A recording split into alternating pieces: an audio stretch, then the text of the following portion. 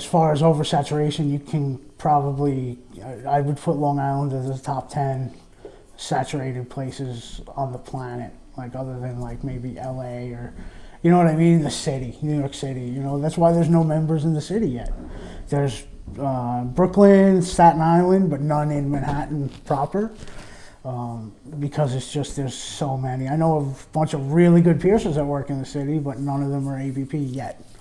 I'm pretty sure there's one working on it, but and I hope he gets it, because then I'll send all my city clients to him. You know what I mean? Like, I'm not. But the problem is the saturation. There's so many places on Long Island too. Like, there are people out there that are like, oh yeah, the cheap shops. You have no idea what it's like on Long Island. I can go. There's a shop 300 feet away that does cheap piercings, and there's a shop a quarter mile away that way, and then there's one right directly around the corner, and it's kind of, our business cards say Amityville Original, because we were the first ones in Amityville, and then they got successful, and everybody just started moving in on top of us. Established shops left their established locations to come to Amityville. I don't understand that, why you would want to open up directly on top of somebody else, you know what I mean? But it is what it is, and I'm not hurting. I'm not making millions, but I'm not hurting. My bills are paid, I'm happy, and that's really all I can ask for. That's the thing around here. Most people are charging $40 to $60 with garbage jewelry. So like, I'm charging almost the same. I'm charging $10, $15 more than people who are using cheap imported jewelry. So, you know, it's not, they're used to paying the prices. It's the quality that I kind of have to drill into people. So it's just, basically it just speaks for itself. Like, somebody will get a piercing and I'll post it up, or they'll post it up, and all their friends will be like, I've never seen anything like that before.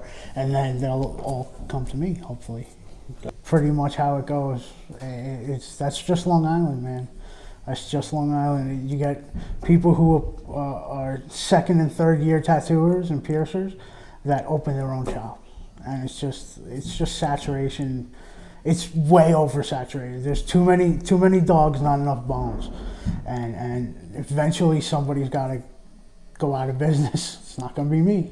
If your boss doesn't support you, find one who does. And if they can't, I hate saying this, but you got to move somewhere that does. Like, you got to find a way to move somewhere. You have friends that will drive you wherever the fuck you want to go. Like, you have unemployed friends that will drive you on a road trip from New York to Florida to move there. So if you can find a situation, find a situation. There's plenty of outlets to get it. There really is no excuse anymore. And I'm not going to shove it down people's throats. If you're not ready to move and try and find some place that'll let you do it, that's cool. Do your thing. I'm not gonna, I'm not here to tell people how to live their lives. If all you can use is externally threaded jewelry, I would say don't, but if you have to, that's what you have to do. You know what I mean? Like, I know plenty of piercers that their boss makes them use externally threaded jewelry, and it sucks, but it is what it is. Like, my boss was totally not into it. He's like, well, you're losing out on all this $25 piercings. And I'm like, yeah, but we'll gain a whole bunch of clients because the quality is much better and they'll come back. And he's like, well, we're not necessarily looking for the comeback. We're looking for the sale right there. And I'm like, okay, I'm kind of looking for clients. Like, that's kind of what I do. Like, that's how I make my money. I want people to come back. But, not everybody thinks that way. And some people motivated by professionalism, some people by the dollar, and like, those two have a hard time meeting in the center, you know what I mean? It's sort of, they're sort of mutually exclusive sometimes, and just, the clients loved it because I had all sorts of cool stuff, and the, jewelry companies loved it because I was buying the jewelry, and the other piercers, I get hate mail from other piercers on Long Island. Why are you telling my clients that my jewelry sucks? And I'm like, I don't say that. I say that I have quality, proper jewelry, and anything else is unacceptable, and they take that as I'm telling their clients that their jewelry is crap. If you have the opportunity to get high quality jewelry and start providing that for your clients, I would say go for it, because it's never a losing proposition. They're winning quality, and you're winning in not doing any harm to your clients, whether you know it or not. Because when I first started, it was $25, $30 piercings with cheap externally threaded jewelry, and that is like, I did that for 4 years, and then I left that shop and moved into my new shop, and that's when I discovered the quality jewelry. And then it just it just manifested itself. And at that shop, I wasn't really, he was originally paying for the jewelry, but then he didn't want to pay for the jewelry.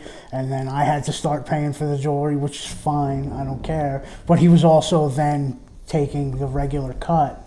Like, he was paying for the jewelry still, and I was kind of losing out because I was paying for the jewelry and then paying him the percentage that he wanted, which is kind of messed up if you ask me. But here at South Shore, I buy all my own jewelry. I'm allowed to do whatever I want. The boss trusts me to do the right thing for his clients, and I trust him to do the right thing for my clients.